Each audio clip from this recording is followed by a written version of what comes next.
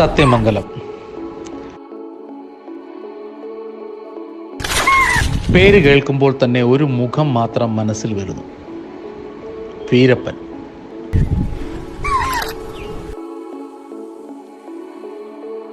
ഒരു കാലഘട്ടം മുഴുവൻ ഈ വനപ്രദേശങ്ങളിൽ അടക്കി വാണിരുന്ന സാക്ഷാൽ കൂസ് മുനുസ്വാമി എന്ന ഒറ്റക്കൊമ്പൻ വീരപ്പൻ.